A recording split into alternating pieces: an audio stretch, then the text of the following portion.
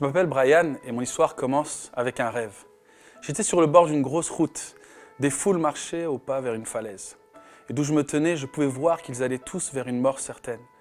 J'ai essayé d'attirer leur attention. J'ai pu en sauver quelques-uns, mais les autres étaient trop loin pour m'en apercevoir. Et puis je me suis réveillé en sursaut. Et je me suis dit, mais quand je serai grand, je veux être prédicateur pour en sauver davantage. J'avais alors 8 ans. Trop jeune pour servir Dieu, diraient certains, mais pour moi, c'était décidé. Je ne voulais pas perdre une seconde. Depuis ma plus tendre enfance, mes parents m'ont appris à aimer Dieu et à le servir. Ils m'avaient non seulement parlé de Dieu, mais ils l'ont aussi montré par leur attitude. Quand ma mère a prié avec moi pour que je donne ma vie à Dieu, j'avais seulement 5 ans. Issu d'une famille de missionnaires, j'ai très vite pris conscience du poids de la responsabilité qui venait avec un tel héritage.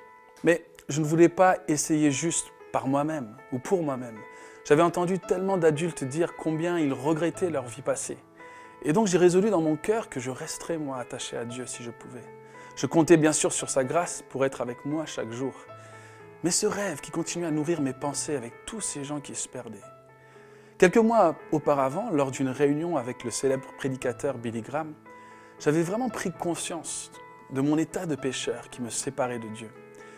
Je me rappelle, j'ai cherché une salle où je pourrais être seul et j'ai demandé à Jésus de prendre tout ce qui est mauvais en moi et de me donner tout ce qui était bon en lui. J'ai reçu une paix inexplicable alors que les larmes coulaient le long de mon visage. Je savais que j'étais alors pardonné de mes péchés, passés, présents et futurs, tant que je demeure en Christ. Et lui apporte tous mes échecs et tous mes succès. Et mon désir était vraiment de le servir. Ce rêve qui continuait encore à nourrir mes pensées. Mais comment communiquer la bonne nouvelle que j'ai expérimentée? Quelques mois après ce rêve, j'avais appris à jouer la guitare. Et là, j'ai découvert une passion pour le chant, la guitare, la composition. Et si c'était par ce biais-là? Alors aujourd'hui, je suis adulte, mari, père. Beaucoup de choses ont changé. Mais ce qui n'a pas changé, c'est ce désir de connaître Dieu toujours plus, mais aussi de le faire connaître. Aujourd'hui, je vis mon rêve. J'ai le privilège de parler de ma relation avec Dieu autour de moi. Comme dans ce rêve, j'ai la joie de lui parler, de parler de lui par le chant, de voir des milliers de gens rencontrer Dieu dans ces moments. Les gens voient peut-être parfois un spectacle, des lumières, un son qui plaît. Mais moi, je reste ce garçon de 8 ans sur le bord de la route, essayant par tous les moyens d'attirer leur attention sur un autre chemin.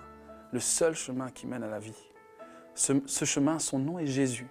Il est le Fils de Dieu et il veut te réconcilier avec le Père pour que tu vives avec lui pour toujours.